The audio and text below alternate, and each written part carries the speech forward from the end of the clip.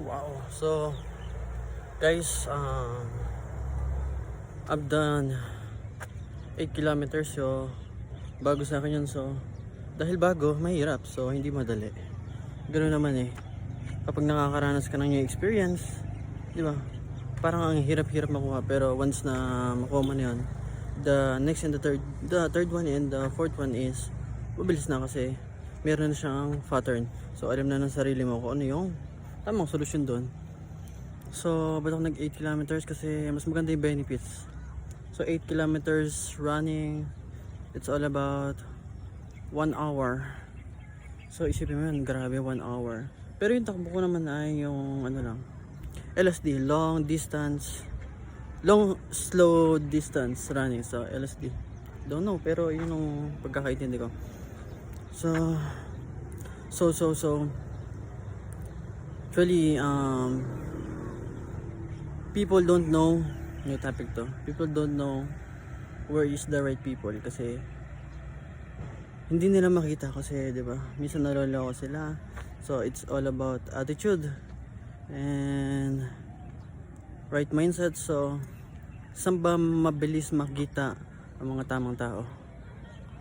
Ano bang ginagawa nila? Saan ba sila pwedeng makita? First is business. Bakit business? Business is all about the money. So, hindi naman sila magkakaroon ng pera kapag walang binago sa kaperahan nila. Pangalawa, kulang ang pera lang kasi kailangan mo baguhin yung isip mo.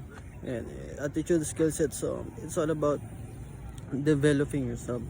So, if excuse me, makes sense.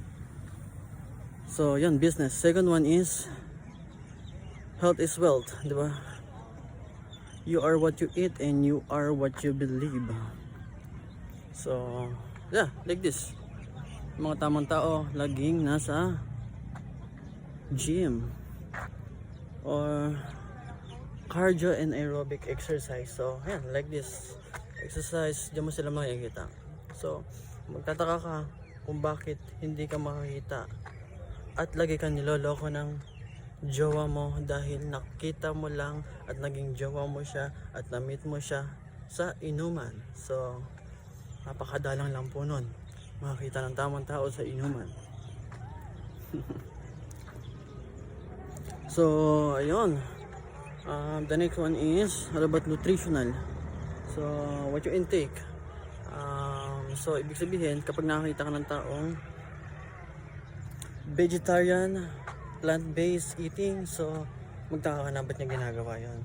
There is always a why bakit nila ginagawa yung mga ganong bagay. Hindi lang basta gusto ko kumain ng vegetable, kakain ako ng vegetable. Gusto ko kumain ng manok, manok lang kakainin ko. May mga dahilan yan, guys.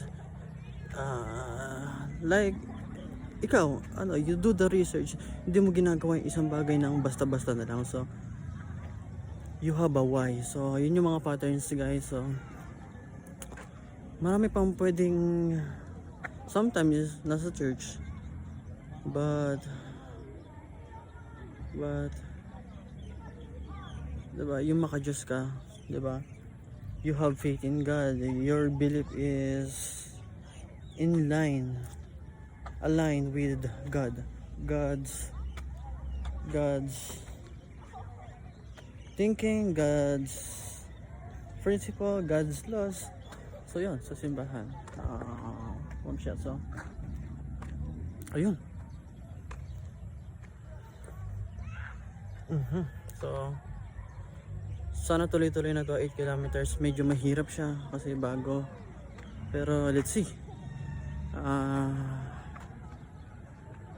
Back in my September months, my goal is always 3. Kapag I'm not in a good shape, 3, pero more on 5 kilometers yung goals natin. So na-accomplish naman yon. So ngayon, try natin yung 8 kilometers. Mas maganda yung benefits. So it's all about burning the fat kapag 8 kilometers.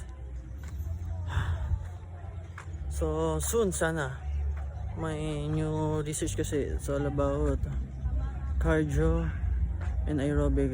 I think aerobic, this kind of thing, running, it's all about the heart pulse and, diba? So next one is all about lifting weights. So hindi naman yung for muscle gaining. So it's all about a balanced body kasi gusto ko yung medyo tawang ko medyo model, medyo celebrity, medyo pa-opa kasi may hirapan ako pumorma kasi my style is all about Korean style and street style. So saktong katawan lang talaga yung gusto ko.